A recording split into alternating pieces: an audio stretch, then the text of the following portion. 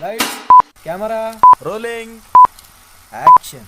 ये मेरा third attempt था। पहले अटैम्प्ट में मुझसे प्रीलिम्स क्लियर नहीं हुआ था। सेकंड अटैम्प्ट में मैं इंटरव्यू स्टेज तक पहुंची थी, पर 7 marks I miss the finalist and this is my third attempt. And I feel like economics is very scoring अगर आपकी कंसेप्चुअल क्लैरिटी है। इस प्रोसेस में फेलियर्स तो आते ही हैं, तो उन फेलियर से डीमोटिवेट ना होकर उनसे कुछ सीख कर आगे बढ़ना, दैट इज़ क्रूशल।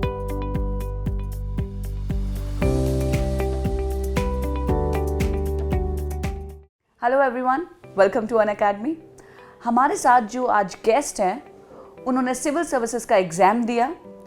पहले साल प्रीलिम्स नहीं कर पाई, दूसरे साल उन्होंने फिर एग्ज़ाम दिया, इंटरव्यू तक पहुंची पर नहीं हो पाया, और तीसरे साल यानी 2022 में यूपीएससी सीएससी में ऑल इंडिया रैंक 20 हासिल करी।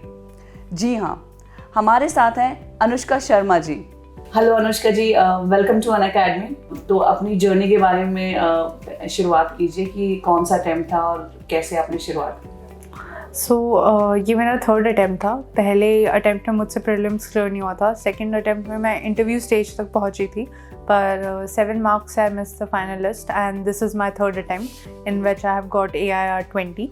एंड अपनी जर्नी के बारे में थोड़ा बताऊँ तो I was born in Jaipur, but I have stayed in different cities because मेरे पापा बैंक ऑफ इंडिया में जनरल मैनेजर हैं, तो उसकी वजह से उनके काफ़ी ट्रांसफ़र्स होते थे। तो मैंने मेरी स्कूलिंग मुंबई और चंडीगढ़ से करी है, एंड कॉलेज मैंने किया है सिटी यूनिवर्सिटी ऑफ न्यूयॉर्क, बरूक कॉलेज से इकनॉमिक्स। तो जब मैं अपने कॉलेज के लास्ट ईयर में थी, मैंने एक यूनाइटेड नेशंस में इंटर्नशिप भी करी थी, एंड आई थिंक वो इंटर्नशिप और मेरा जो इकनॉमिक्स का बैकग्राउंड है, दे वर द मोटिवेटिंग फैक्टर्स कि मैं इंडिया आके फिर से सिविल सर्विसेज की तैयारी करूँ। तो 2019 में जब मैं वापस इंडिया आई तो आई टुक माई टाइम, 2-3 महीने तक सोचा करूँ नहीं करूँ, एंड मेरे नाना ने भी मुझे बहुत मोटिवेट किया कि you should try for this, and then finally I started my preparation in September-October 2019। Okay, तो जैसे कि हमें पता ही है कि आपका ऑप्शनल इकोनॉमिक्स था, तो इकोनॉमिक्स बहुत ही रेयरली लोग लेते हैं एज ऑप्शनल, तो why you choose economics? I think मेरा बैकग्राउंड था इकोनॉमिक्स में, तो that was one of the factors, and I feel like economics is very scoring अगर आपकी कंसेप्चुअल क्लैरिटी है। मैं जानती हूँ जब मेरा सेकंड अटैम्प्ट था उसमें मेरे इकोनॉमिक्स में काफ़ी कम मार्क्स थे, and that was one of the main reasons कि सिलेक्शन नहीं हुआ था। But this time I worked on my optional and मैंने अपनी क्लैरिटी बढ़ाई, जैसे डायग्राम्स अच्छे थे, प्रेजेंटेशन पे भी काम किया। तो I think this time economics is the reason I have got such a good score. तो आई फील लाइक मैं it is considered a technical subject and लोगों को लगता है ले ना लें, but if you have an interest and you have the dedication to give 4 to 5 months to economics and have that conceptual clarity, then I think it is a good option. But having a background definitely helps in economics. Okay, जैसे कि आपने बोला कि second attempt में आपने economics अपने optional पे इतना अच्छा स्कोर नहीं किया और उसकी वजह से आपके रह गया, तो थर्ड अटेम्प्ट में आपके दिमाग में ये थॉट नहीं आया कि चलो लेट्स स्विच ऑप्शनल, बिकॉज बहुत सारे स्टूडेंट्स ऐसे करते हैं, तो आपके दिमाग आपने वो कैसे डिसीजन लिया कि you have to continue and you have to work on this? How you took that decision? I feel third attempt में वो ऑप्शन नहीं था, क्योंकि सेकंड अटैम्प्ट मेरा चल ही रहा था इंटरव्यू स्टेज, एंड फरवरी में फॉर्म भर जाता है थर्ड अटैम्प्ट के लिए। तो I had given economics, and जब मई में फाइनली रिजल्ट पता चला तो तब पता चला कि economics was one of the reasons कि नहीं हुआ है। But I did not have the time to ponder कि दूसरा ऑप्शनल लूँ या नहीं लूँ, क्योंकि मेरे पास 3 महीने में फिर से मेंस था and I had to give economics. तो I think dedicating all your energy to focusing on what you have in hand is something which help me. तो वो डर तो था कि लास्ट ईयर इकोनॉमिक्स की वजह से ही नहीं हुआ, but this time I focused on doing everything possible जो लास्ट ईयर टॉपर्स ने किया था, and I think that help me with my option. So जैसे कि आपके 3 साल थे और तीनों साल में आपका ग्राफ ऊपर ही गया है and finally you have secured all India rank 20। सो इन तीनों स्टेजेस में आपने क्या क्या अलग अलग आपकी स्ट्रैटेजी रही है, या क्या क्या चेंजेस रहे हैं और क्या क्या चैलेंजेस रहे हैं? So I feel first attempt में प्रीलिम्स नहीं हुआ था, and for that the main reason was I gave 40 to 50 mock test, पर मैंने रिवाइज नहीं करे। तो this time for my second attempt and third attempt मैंने रिविजन पे बहुत फोकस किया प्रीलिम्स में।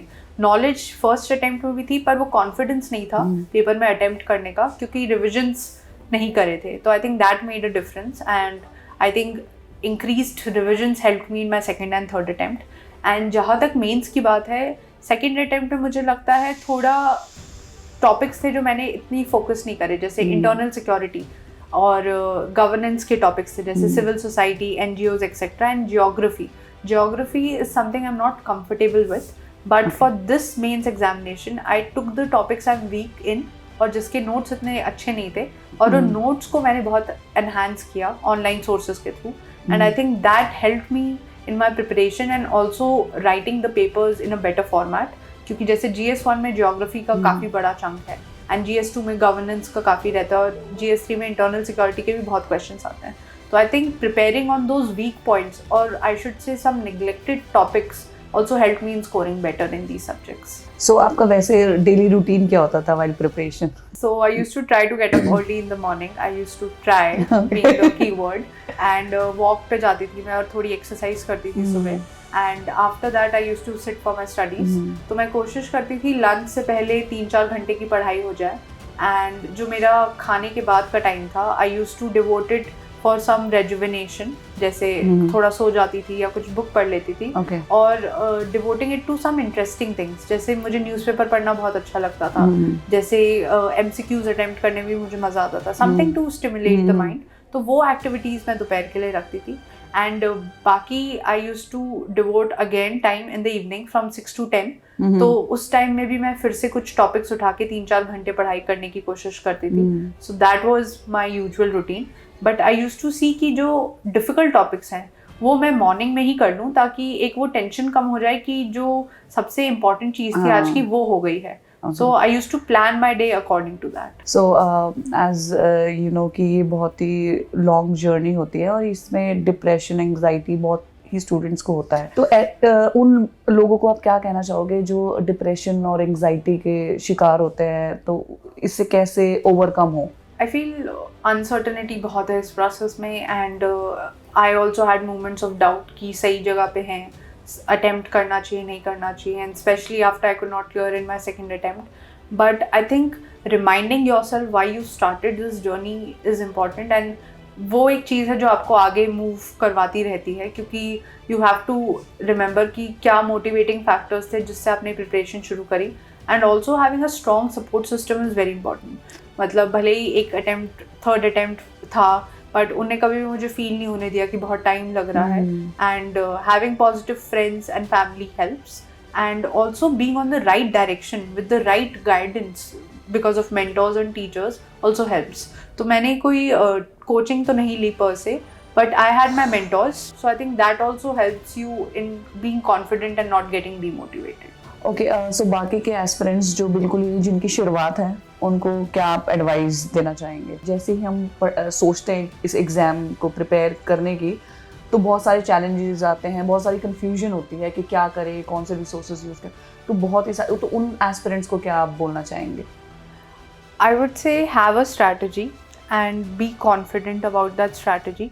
उस स्ट्रैटेजी को बहुत सोच समझ के बनाइए, टॉपर स्टॉक देखिए, और बाकी जो एस्पिरेंट्स हैं उनसे भी बात करके हैव अ क्लियर स्ट्रैटेजी कि क्या सोर्सेज रखनी है, कौन से कितने टेस्ट अटेम्प्ट करने और किसके नोट्स बनाने etcetera. And once you have that strategy, follow through. इस प्रोसेस में फेलियर्स तो आते ही हैं, तो उन फेलियर से डीमोटिवेट ना होकर उनसे कुछ सीख कर आगे बढ़ना, that is crucial. So I feel like it is a learning process, and having a positive attitude and being consistent helps.